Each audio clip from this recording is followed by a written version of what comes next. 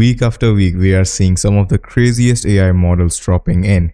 And today, another bomb has been dropped into our plates, and it is called the Kling O1. And apparently people are calling it the nano banana for videos, because we could already generate videos from either text or from images, but now we can literally take our existing video and edit it by just giving the AI a simple prompt. Not only that, it has also dropped in some of the best features and people are literally going crazy with it. So in this video, we are going to take a look at this Kling O1 video generation model, and we are going to see if it really is what it claims to be.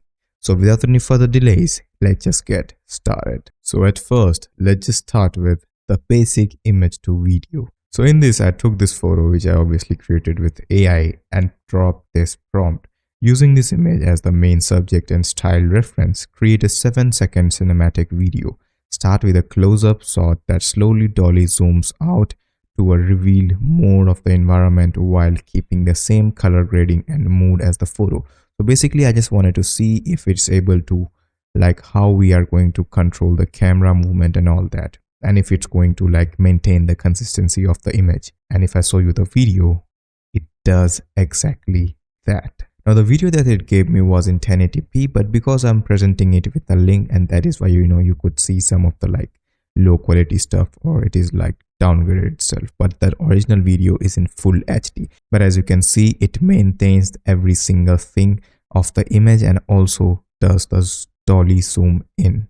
Actually, I told it to dolly zoom out, but it did the dolly zoom in. So yeah, that is one thing that I noticed about the prompt here. Now the next thing is first frame plus last frame. Now if you have used the Kling bot before, we already know that we have gotten the option to give it the first and the last frame of shot, and it will generate the all frames in between and give us the full video.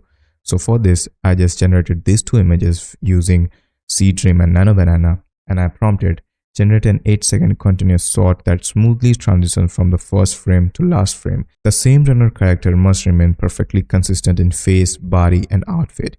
So I just wanted to see if it will nail the job at this time, because both the images are in 4K, and I would say it did the 90% job right. Because if you see the video, it starts kind of good, but as we move forward, as you can see, there are some artifacts that AI looking stuff around this, as you can, especially right here when the runner is getting up from its position. There are a lot of artifacts, but once he starts running, those artifacts kind of decreases, and then finally when the camera angle is around this, it kind of gains its perfection back. So yeah, that is the thing that you can expect with the realistic motion or realistic real images. Now the next thing that is pretty exciting for this model, because the first time we are seeing this type of perfection in any local video editing model.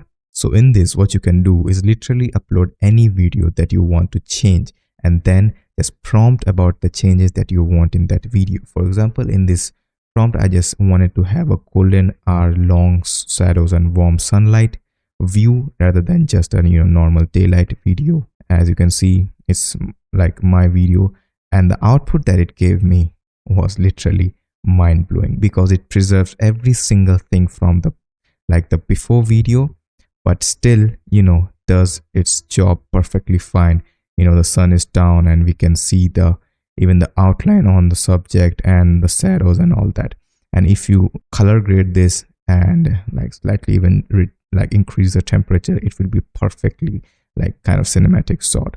You can also remove these houses if you want, which I forgot in my prompt. But yeah, I just wanted to test it out and see if it can change the whole time of the video, and it did. Now the next thing that was pretty interesting was subject replacement while preserving the motion. So what you can do is just upload a video with a character, and then you can upload an image of the character that you want it to replace, and it will do exactly that. As you can see, I just took this video from the Nike commercial, and I just wanted to replace this girl with myself. Prompted it, replace the person in this video with the character from my reference image while preserving the original motion, pacing and the camera movement.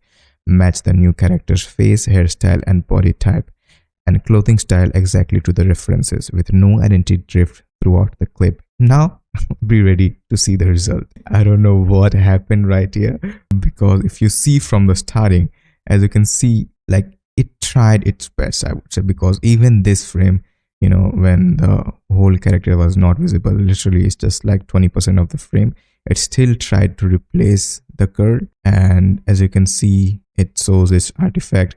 But I would say it perfectly nailed my body. I like the vest that I'm wearing in this video. My body is like perfectly fine, but the problem happens with like the face, and then like the movement is like pretty good till now, but it failed to add the phone right here. So it failed to add the phone, and then I don't know what happens to the face right here. This is like really not me. And also I think it kind of I would say the size of head is too big for the body, and then like I don't know like what it's like doing right now. This stuff, this is definitely not me, and I don't know what it's like doing with the hand, and yeah, it's pretty weird. So yeah, that is the thing that you can like right now expect. I think I should have uploaded a lot more pictures of me, and then kind of like saw the result. But still, if you upload a single picture and try to replace the video subject, this is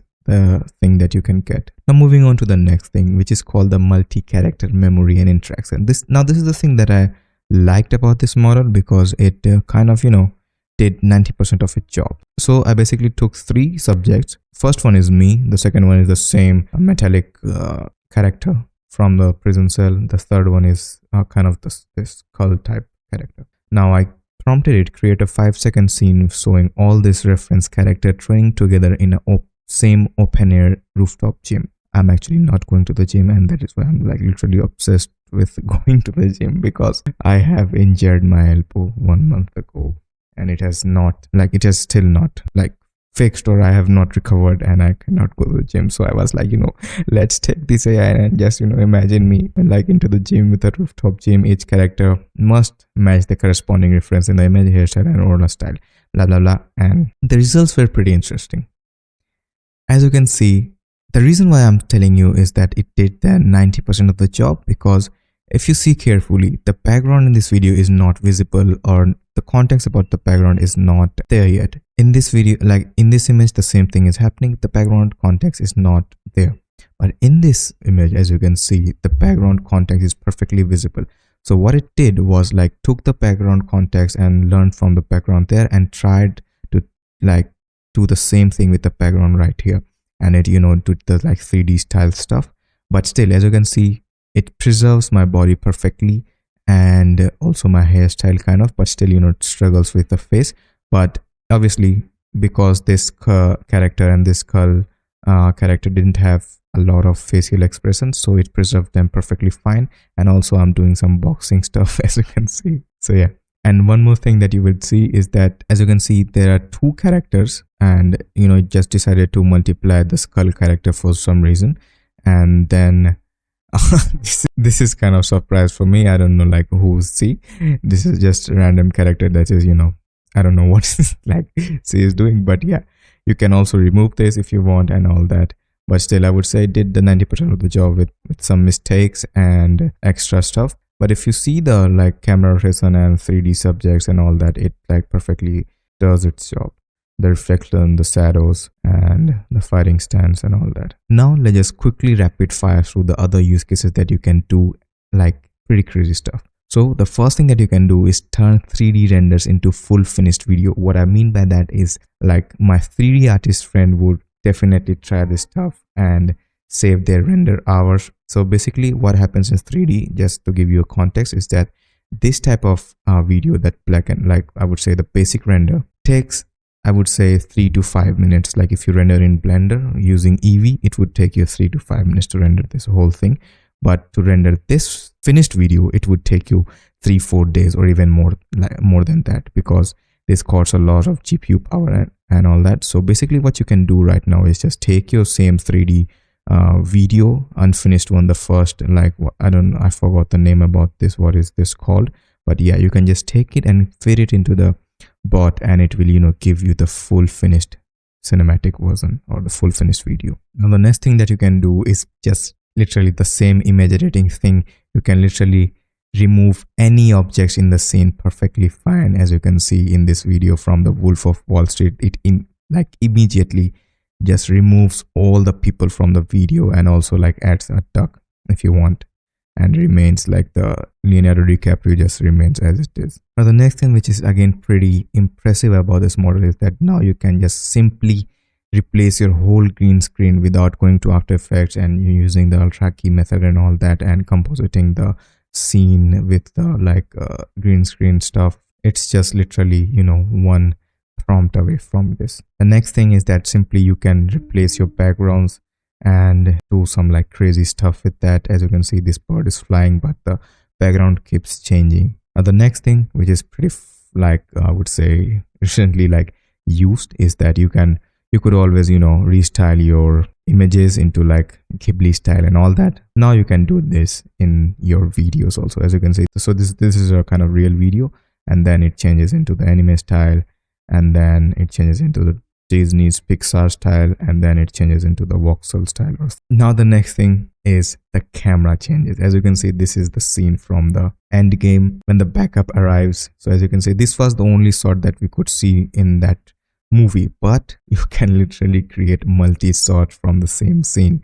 So this is the shot from above the head, this is the shot from like close-up medium shot, and this is the shot from the side. So as you can see, it's pretty crazy right now, and the movement stays the same. And so yeah, pretty crazy stuff that you can do with this model. If you want to use this, you can use Kling O1, the official website of the Kling, but you can also try them in other websites, FreePic, Higgsfield and all that.